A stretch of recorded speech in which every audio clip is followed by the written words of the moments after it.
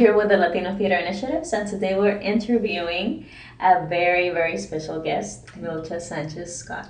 We're so happy to have you here.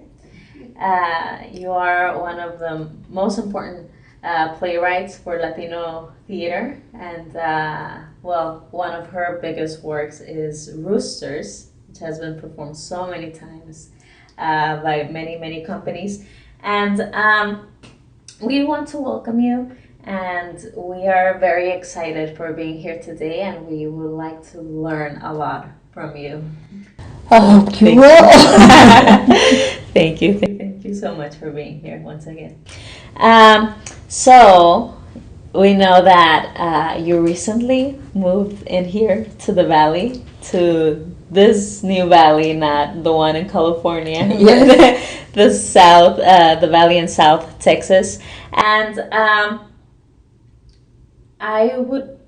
I'm curious to know if, you've made it your new home, I hope. And I'm curious to know if you have any plans on working here,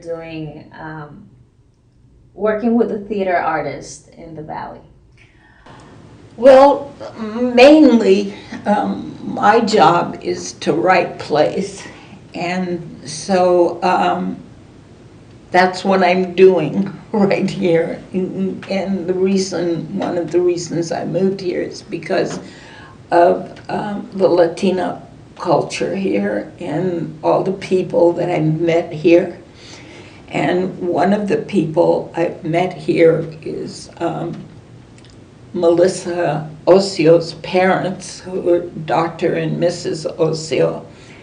And I was at their house for dinner, and I asked them how they met and how they decided to get married. And so they told me this big story about the day of their wedding, how she lived in a house, and she had 7 brothers and I think 4 sisters, and they lived in a house with 1 bathroom. And all their guests and relatives from other parts of the valley and Texas descended on them for the wedding. And they all came and brought their clothing and took showers in their house, so that she ended up not having taken a shower and not even having time to go and put makeup on in the bathroom, and spent her whole time decorating the church and making turkey salad sandwiches for everybody.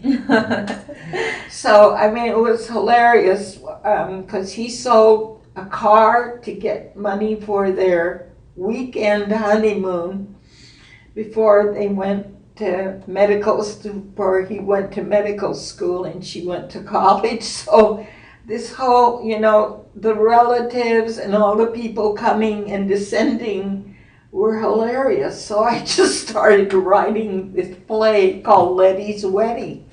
Nice. So, it's just my first play here that I've written here, and I've written it in a hospital where that same doctor sent me.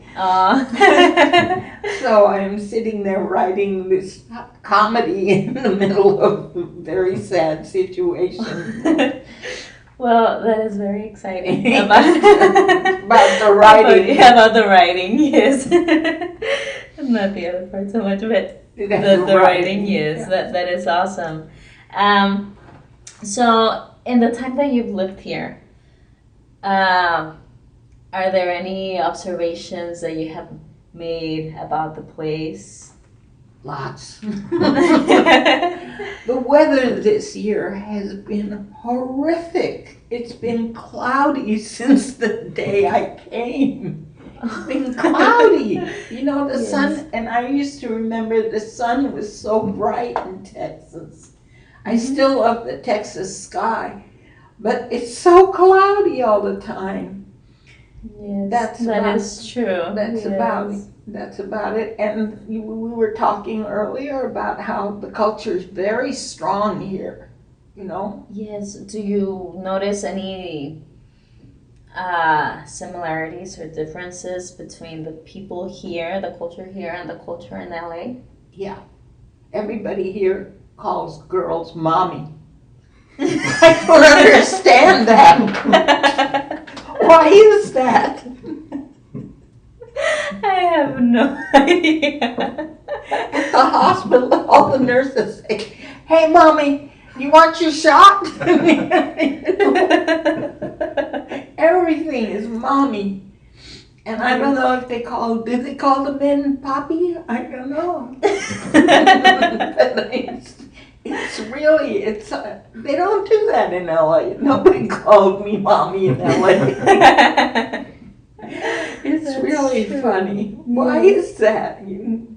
I have no idea. Well, you're not really from here, but Yes, no. I mean, I've been here for 13 years already, and there are still things that I don't do that I am already used to, you know, but things that I still don't do.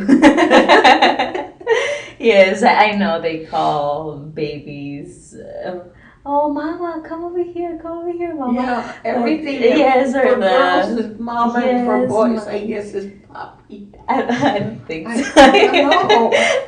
But I don't know if that's more of a North Mexico on this side of the country and Southern Texas. Some combination But you- there. Like in Guanajuato, nobody would call you mommy. No. No, okay. That's good to know. No. Not mommy. Any other thing that comes to mind? No, about it's it? just the pretty culture, whatever the culture is, it's a combination of, northern Mexico, Mexican, yes. and it's very strong here. I mean, it's much more than it is in LA or other parts of California. Yes, that's true. Well, we kind of touched on this, but is there anything that makes us different? Other than mommy and I think it's just a strong community of border here. You do feel a sense of border. Influences coming in and mixing in, but I sense a strong sense of border. Yes, I think I agree. There's more of this. We are very aware. Yeah. We're here in the border, and Yeah. we constantly merge with that and live with that. Especially with this White House administration, you kind of know that. He keeps emphasizing that. That is true. Yes. So in California, the Chicano movement, it was very, very strong there, but here it wasn't so much. It's more of a different feel, right? Have people here in the Valley inspired you? Aside from that awesome play that you're writing about the wedding, but Oh yeah, no, yeah, it's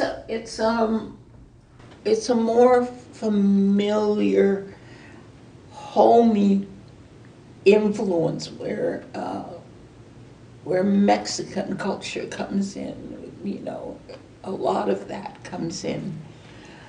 In LA, we don't have that as much. I told you, I think the Chicanos there have assimilated more. They're a strong political force because they've assimilated a lot.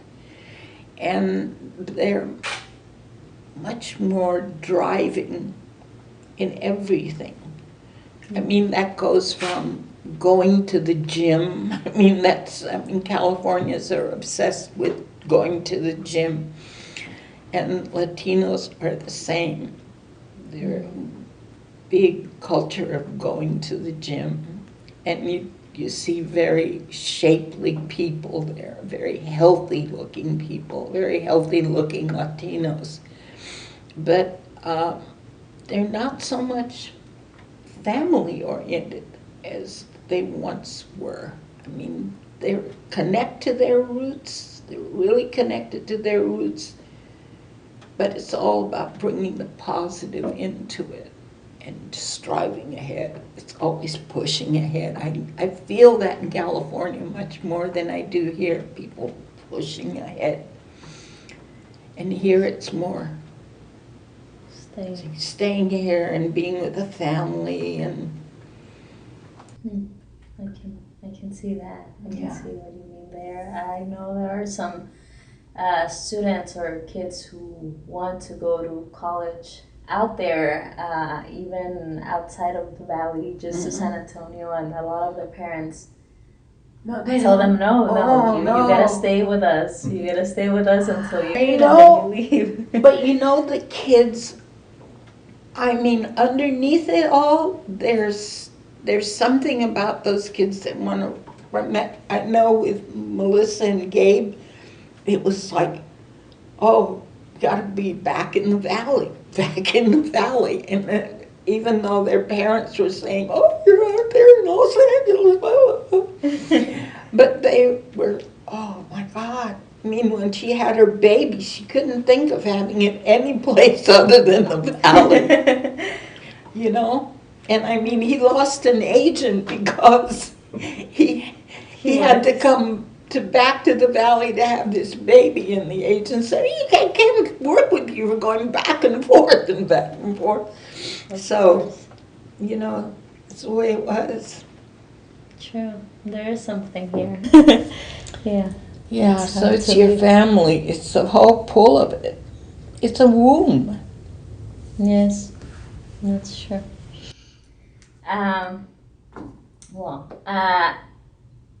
So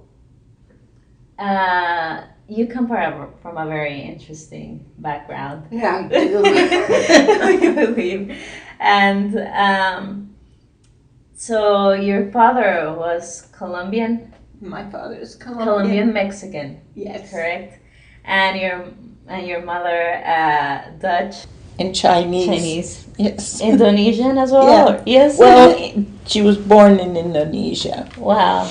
But sorry. the Chinese came from northern China when the Japanese invaded northern China. A lot of the northern Chinese came to Indonesia. Oh, okay. So Yeah. that's how. But then you Yes. lived in London. I went to school in London, boarding school. And then you went to California. So,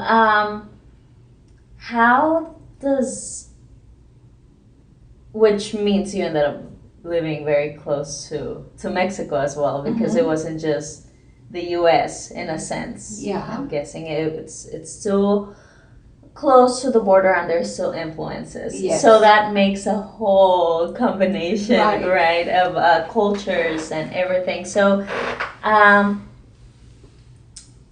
do you identify more as Mexican American, or culture-wise, what do you identify more as, or what are you closer to?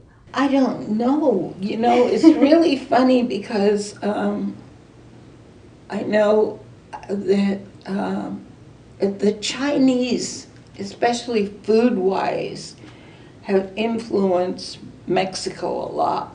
Because I don't know a single Mexican family doesn't know Chinese food and goes to a Chinese restaurant.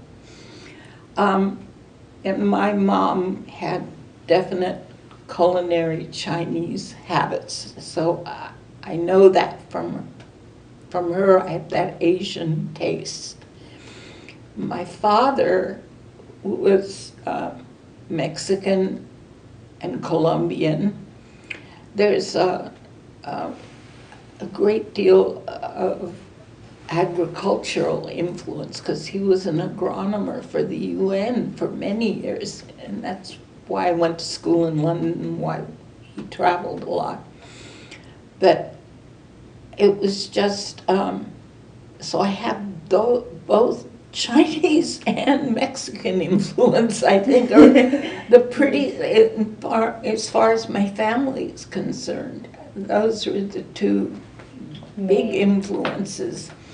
And of course, when I went to London for so many years, because I was in boarding school there, it was a big influence on me. Europe was a big influence on me, and the culture there. Yes. And then, of course, I'm living in California. It's... Yeah, that was another, California's a whole other, that was a whole other realm, yeah. Interesting. So,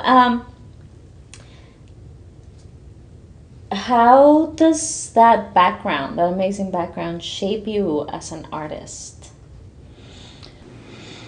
I don't know, it makes me very intolerant. That's the biggest thing, it makes you very intolerant to this, just the silliness of the world, you know. I mean, you know, this specificity of, people wanting to have certain things at certain times, and we're very spoiled in this country. We're really very spoiled. We have so many preferences, and we're very intolerant of other cultures. I mean, it's hard for us, I think. It's hard for us. We have so much freedom. We do. And so do you think a big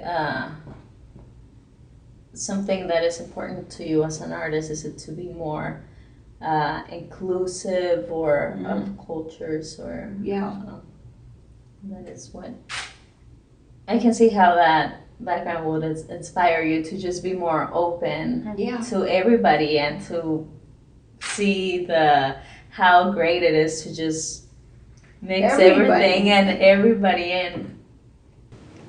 Everybody, and all faiths and all religions. And I mean, there's so many ways to look at the world. And we always want to look at it through this one narrow thing. I mean, it's easier, but... Of course. But it's not, a good view of the world. Of course. Especially with food. Yes, especially with food. I agree.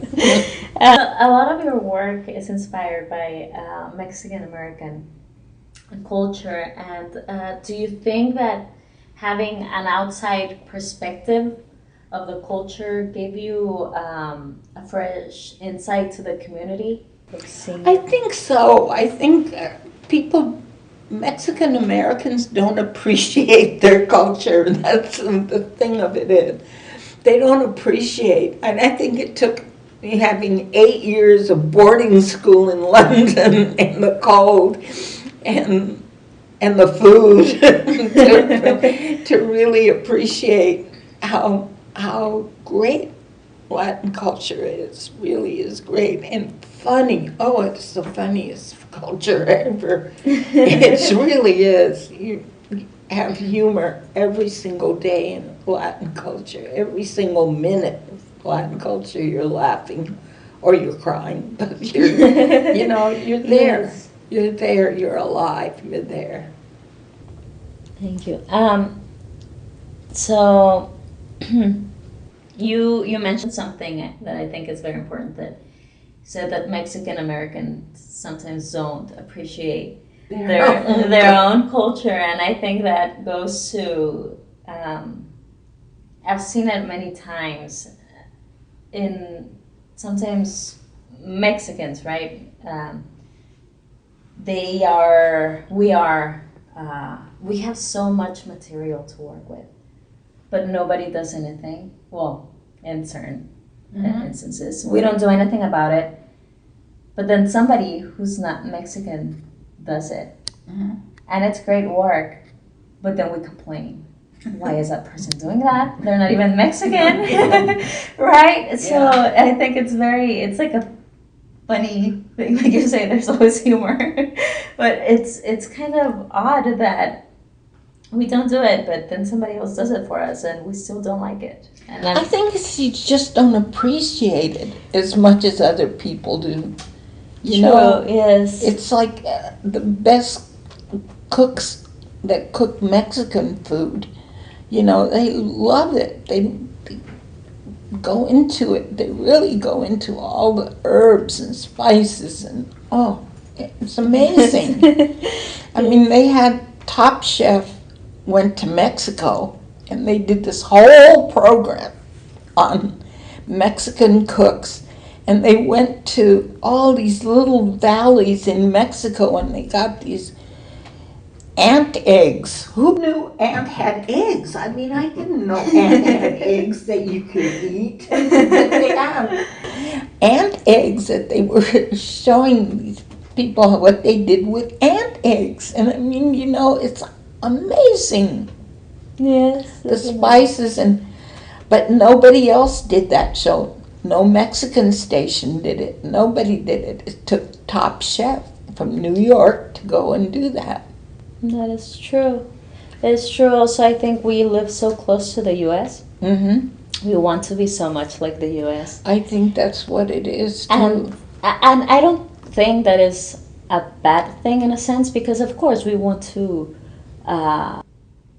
follow examples for what works, right? Mm-hmm. If something works for the U.S., well, let's try it, right? But I think that with that we leave culture behind, and we want to ignore it because that's where we came from, and we want to be better, but we could be better accepting and using what already is. It's good. Yeah. So I really appreciate you doing works for Mexican American culture, which, like I mentioned, sometimes we really don't do. So I'm really happy that people out there are doing it, and the way that you have been working. Great plays like Latina and Roosters, which I really enjoyed. Oh, good. And speaking of that, you wrote a book. Well, you created this book, right, with your place in it, and I want to congratulate you for that. Thank you. And also, I want to thank you because as a Latina and pursuing theater, acting, writing, when I started, there was not much that I could look at. I would search and I would hardly get anything on Google or anywhere where I was researching. I wouldn't find so many plays, but I think that with this book, this kind of book that you created, it's so much easier for us to access these plays and for us to find them and to know that they're out there. So I want to thank you for that. Oh, I think it was a great move to have your collection out there for people. Good. So and I was wondering how that process went. Well, it was pretty easy. As I said, I have a group of I'll call them friends. They call themselves the committee, and they make all these decisions, but they're always looking to see how they can help me or help my work get out. And a couple of them took to editing, going through all my plays with me, and we went through them, and then took them to manually get typists and putting it together and going through the process of finding a publisher and all that stuff. So they did most of the legwork on that, and I was just, You had already provided all the creative work. I provided the creative work, but I was busy doing other work in that theater company that you went to visit, the conference you went to. We did a lot of plays there, and so I was busy doing plays there and trying to get my directing chops in. So awesome. So I have a question coming back to the book. Does it contain all your plays? Not all of them, but it contains most of them. I think there are one or two that weren't ready, or and then that I hadn't, one that I've never done before. Okay. That I'm wanting to do, and the new ones. Of course. And did you make any changes to the plays in the process of publishing them, or were they Not too much. I mean, I cleaned them up a lot, but and I have a friend who's on the committee who's a stand-up comedian, and he's always telling me how to punch up my jokes. So a couple of those suggestions I did, because he's a good editor. And that's the thing with jokes, is you really have to edit them. I see. Well, I really enjoyed Latina. I read it, and it's so fun, but at the same time, it's so real and so. The thing was about Latina was that it was, it's really the contrast between the heroine, who's so Americanized. She's so Americanized, and she's so sarcastic about the culture. And it's working with the women that she realizes the strength of the culture. Yes. That was beautiful. Yes, I love that, because I know people like that, and I know to a certain extent I am that person to other people. You are? Well, not completely, not to myself. I don't think I am. But the other day I was talking about how there are other groups of theater, that I'm not Mexican enough for, Oh, but that comes with different, I guess, different points of views, right? That we do of because we're doing just completely theater in Spanish, and then you are bilingual, so you do more theater in English.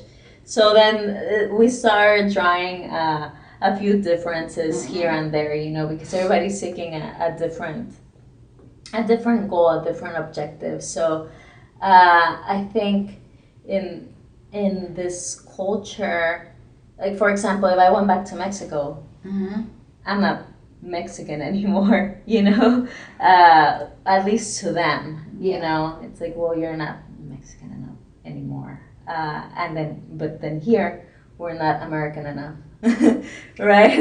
Well, I don't know. I think the thing about American culture is it's growing too. True. And it's growing a lot, and it's growing in the direction of Latino culture. I mean, it's really growing in that direction. The most favorite foreign food in America, it's Mexican. It's Mexican. I mean, everybody, it's taco night everywhere in the world in America. I mean, it's margaritas and tacos are big especially thing. This weekend. Oh yeah, especially this weekend. But in a sense, that I was going to say, and it Go ahead. escaped my mind. It's I was going to say, that's probably also why people are always coming back to the Valley, because I think both cultures are more very accepted in this specific space. So whenever people leave out there, they experience more American culture as it is right now, as it is established already. So I think that's also what keeps people coming back, and rather than just staying somewhere else. It's very maybe. I don't know. Yeah, it could be. Could very well be. But well, let me move on to coming back to the book. Sorry. So aside from plays, have you ever written any poems, novels, or short stories? Poems and short stories I have. But I love plays. It's just a natural feeling I have for theater and drama, I guess. And I just like the tension of drama. There's tension in drama that there isn't as much in plays. I mean, in short stories. Poems I like a lot too, but that's very lyrical. Would you ever plan on publishing any, or? Probably some point in my life, I think I would like. I don't know if I could write a novel. I mean, that seems to me like you have to leave breadcrumbs so you find your way back. But I mean, it's just a long process, you know. Of course. Yeah. And which of your plays is most produced these days? Well, for a long time it was Cuban Swimmer. For some reason, I think it was the title, and that it was done on the East Coast a lot. And because there are more Cubans there, so there were Of course. a lot of Cuban Swimmer, even though that it's a hard play to produce because you're dealing with the Pacific Ocean.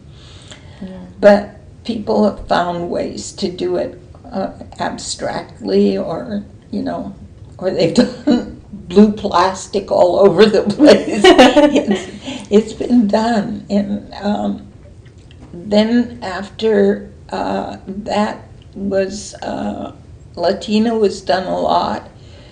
And also, well, Rooster's been done all over the world. I mean, that's been the big one.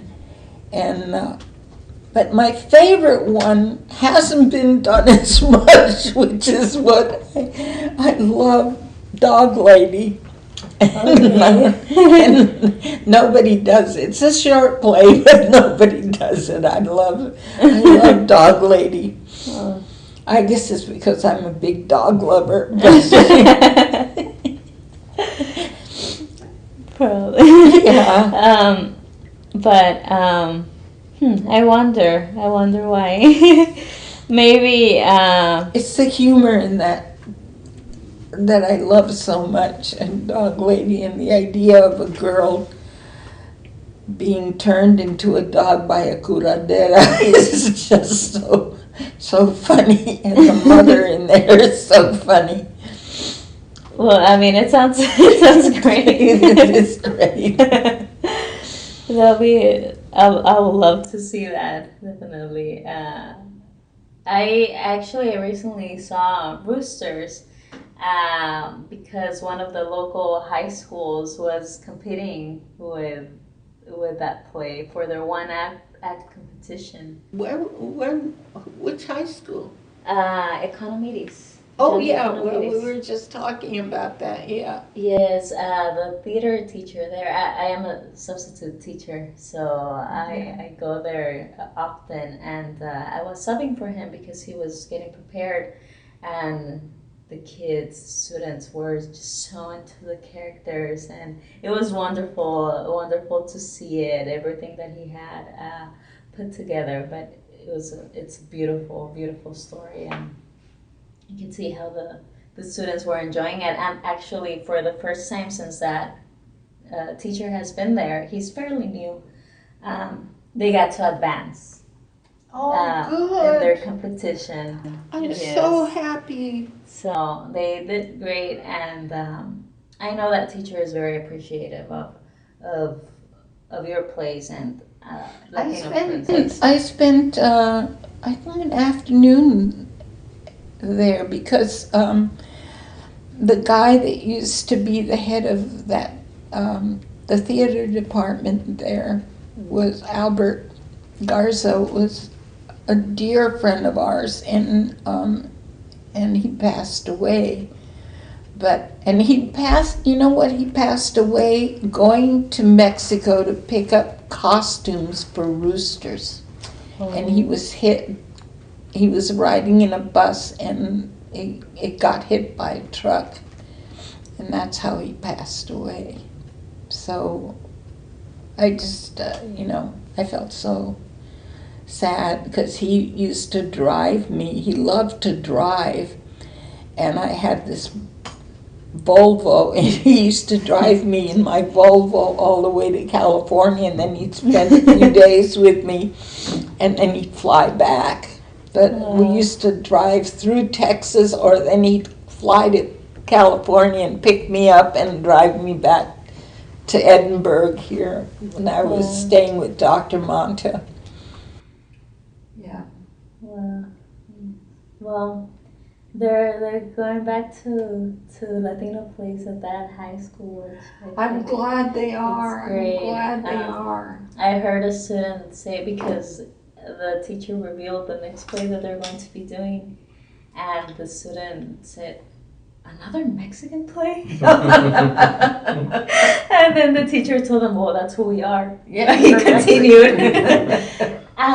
I mean, I don't think the students understand it yet, because everybody's so like, okay, we're going to do very, what the big theaters in the U.S. are doing, right? Or all over the world are doing, but they'll eventually realize what the teacher is doing for them, because obviously roosters help them to advance, because it's something that they can play, it's something that they can feel more connected to, but eventually they'll realize it. But I thought tell them to do Dog Lady next time. I'll tell him, and it's actually great for a one act. Yeah, it's a one act. I don't think he'll have to cut anything. And it's a lot of women. It's and mostly theater departments here in the Valley have a lot of women. There are 4 women in that play. Yeah, and 4 strong characters. That's awesome. I'll definitely look into it, and I'll let him know. I'll let him know. So, Roosters, it was directed by Jose Luis Valenzuela. Right? Yes. In 1988. That was it was the second time. That was the second time. Okay. Yeah. At the Los Angeles Theater, is that correct? Yeah. So the first time was in New York. Oh, okay. With Jackson Pollock directed that. And I met him at Sundance, and he first heard it at Sundance. When I first went to Sundance, I went with Roosters. And so he loved it, and then talked Joe Papp, who was the head of public theater in New York, to doing it. Wow, that's great. How did that go for you to work with him, with them in New York, and also with Mr. Valenzuela, who are well-known directors? How was that process like for you? With the process in New York was scary, but it was easier. It was very satisfying. They were very good at directing. They were really great. In California, it was a little rockier, but the whole experience for both places was in general very good. I mean, it was satisfying. That's great. I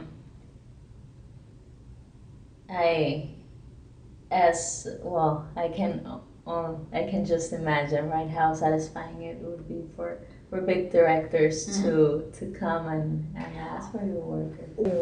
Well, the biggest satisfaction I ever got was when Milcha Lee, who's wonderful scenic artist, I guess you would call him. I guess that's the way you would call him. Design sets, and he designed the set for Dog Lady and Cuban Swimmer when it was done in New York. And I walked in, because he said, I don't want you to come until the last, until we're going to do the dress rehearsal, and so you can see the full set. So I walked in to see the full set, and I started crying because it was exactly what I had in my dreams, of the Cuban Swimmer, the ocean, and he had this clear plastic that came up and she dove under the water, and it was just, it was so beautiful, and the little fishing boat, and then the house for Dog Lady was just so neat. It was just so beautiful. It was amazing. It was just so incredible. And those two plays went very well, too, in New York. They were great. Wow. That was the big aha moment for me. That's wonderful. So, well, I know that you have collaborated with some college productions and of your plays, and what are some of the differences? I know there must be a lot, but the differences between working with universities and working with a professional theater? There really isn't that much difference, except that I tend to think that in universities, the actors are a lot freer. They're not so worried about their careers as they are in a profession, especially in New York.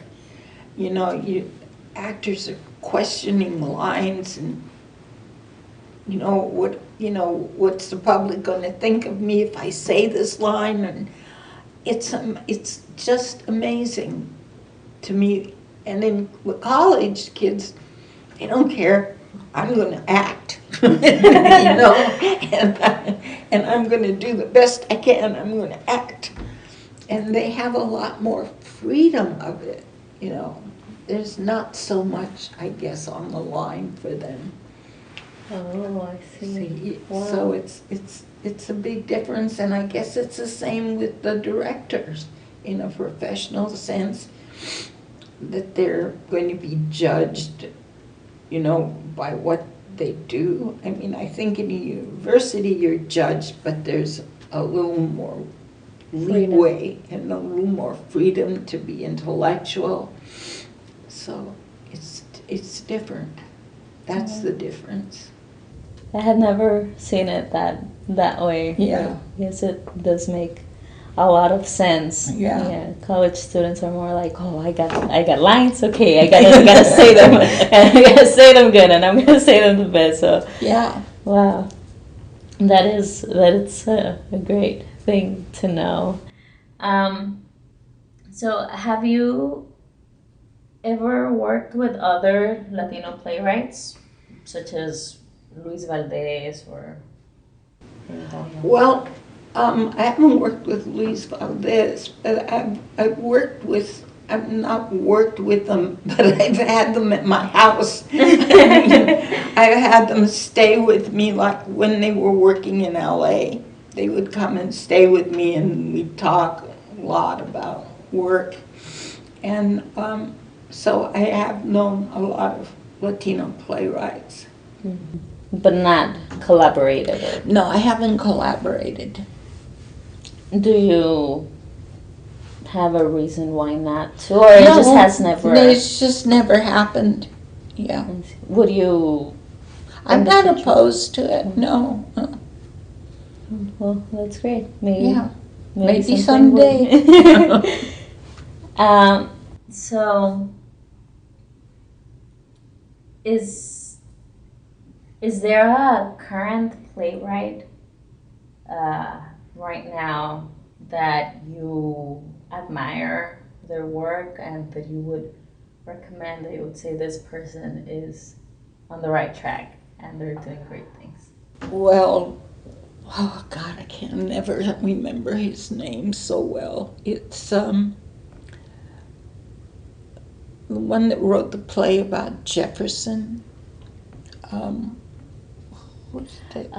Is it the musicals? Yeah, Lin-Manuel Miranda? I think he's on a great track. Oh yeah, I love that play. Loved it. the And Hamilton. and I loved the other production he did, something in the park. And I forget the title of that. I'm very bad at names. In the Heights. In the Heights. In the Heights. In the Heights, yes. That was wonderful too. That was actually produced last year, I believe, Yeah. here in the university.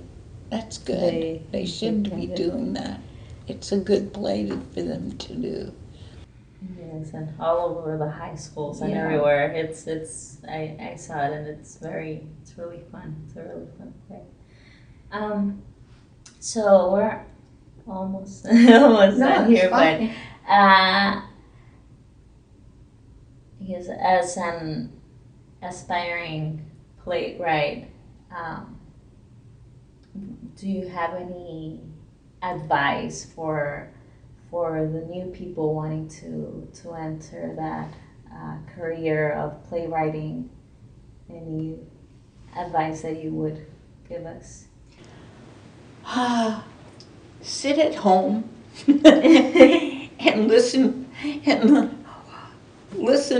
to your family just listen to family conversations and try to jot them down. Just conversations. Or even better, sit at home and listen to family fights and jot them down. That'll give you a lot of inspiration, really does. Cool. And then read all you can, that's all. Read, watch, listen, that's the main thing. I think that's great. Drama goes all around the world, just spins around. That is true. Yeah, it does. And it's a better way to go through fights. Listen to them. It's so funny because people say certain things and you'll see the humor in it. It's just funny. Well, thank you so much for Sure.